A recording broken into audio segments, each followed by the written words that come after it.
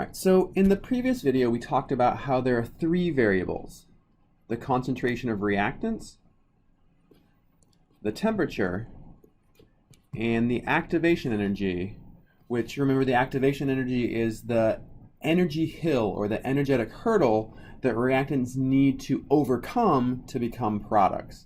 And it's these three variables that ultimately combine together to explain our rate laws. Okay, and we're going to explore the rate law in a lot more detail in the next video or two. But for right now, let's first think about chemical reactions and think about how different chemical reactions can end up in different rate expressions.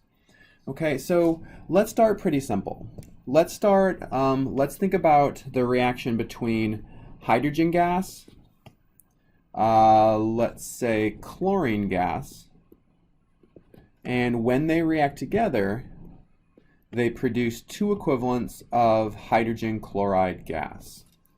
Okay, so what we want to be able to do here is come up with an expression that describes the rate of the reaction. Okay, and by definition, the rate of a reaction is the rate of production of a product. So this is the rate of production of a reactant product, reaction product, whose stoichiometric coefficient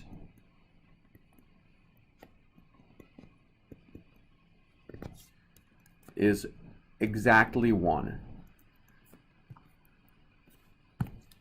Okay, so it's the rate of the production of a product that has a stoichiometric coefficient of exactly 1 in a balanced chemical reaction.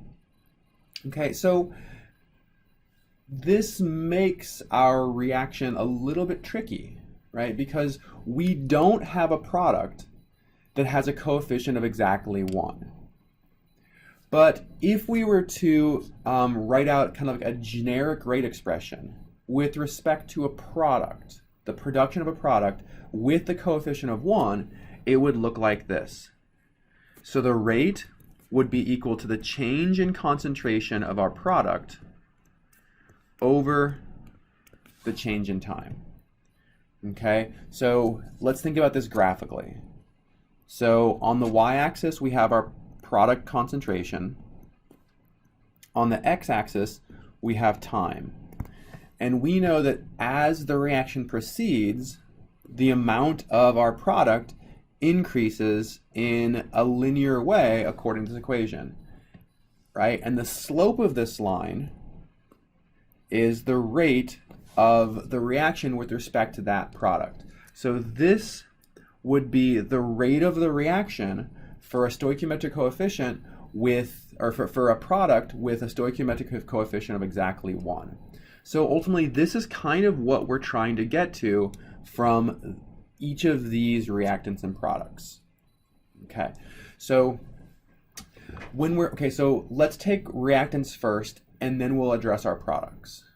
Okay, so the reason I want to address reactants first is that what we note here is that each of our reactants already have coefficients of 1, right? There's a coefficient of 1 in front of hydrogen. There's a coefficient of 1 in front of chlorine. So if we want to express the rate of the reaction with respect to the changing concentration of hydrogen, then we already have a coefficient of 1, so we don't have to take that into account, right? Because it's already exactly 1. But hydrogen's a reactant, not a product. And if we think about what's happening to the concentration of a reactant as time proceeds, it's starting at a high level and it's decreasing to a lower level. So the rate here would be negative, right? The slope is negative, so the rate is equal to a negative value. So if we want to normalize this and express the rate of the reaction with respect to hydrogen, what we need to do is write the rate of the reaction is equal to the negative change in concentration of H2 over change in time. All right, the slope of this line here, the slope of this line right here is negative. And we know that that means the rate would be negative, but the rate of a reaction has to be positive based on our definition here, because products increase concentration, so their rates are positive. So to normalize it and express the rate of the reaction with respect to a reactant, you have to include this negative sign. Okay, so the rate of the reaction is equal to negative change in concentration of hydrogen over change in time. Let's do the same thing with chlorine. So chlorine, again, already has a coefficient of 1 in front of it, so we don't have to take that coefficient into account. But, once again, chlorine is a reactant, so the slope of the line, change in concentration of chlorine over time, is negative, which means we need to take that negative sign into account and say the rate of the reaction equals negative change in concentration of chlorine over change in time. So this is the rate of the reaction expressed in terms of changing chlorine concentration. Okay, so you'll note that these look the same. The rate of the reaction is equal to negative change in concentration of our reactant divided by change in time. Okay, it gets a little bit more simple, yet a little more complicated when we deal with our product, hydrogen chloride. Right? It's more simple because we already have a product. So the slope of the line is already positive. So if we express the rate of the reaction with respect to the change in concentration of HCl over the change in time, then it's already positive, so we don't need to put a negative sign in front of it. However, we do have this coefficient of 2, which means that for every 1 hydrogen that we consume, we produce 2 equivalents of HCl. Okay, and this 2 is not a 1. So we have to address this. And the way we address it is that we note that this rate is double what the rate of the reaction is. So we take 1 divided by the coefficient times the change in concentration of HCl over the change in time. Okay, so let's kind of summarize what we did as 2 bullet points. These are the 2 things you need to think about.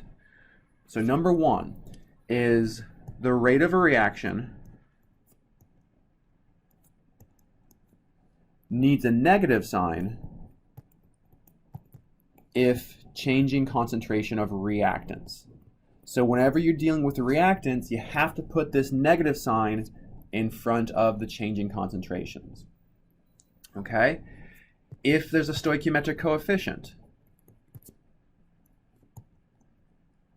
you need to do 1 divided by that coefficient times the change in concentration over the change in time.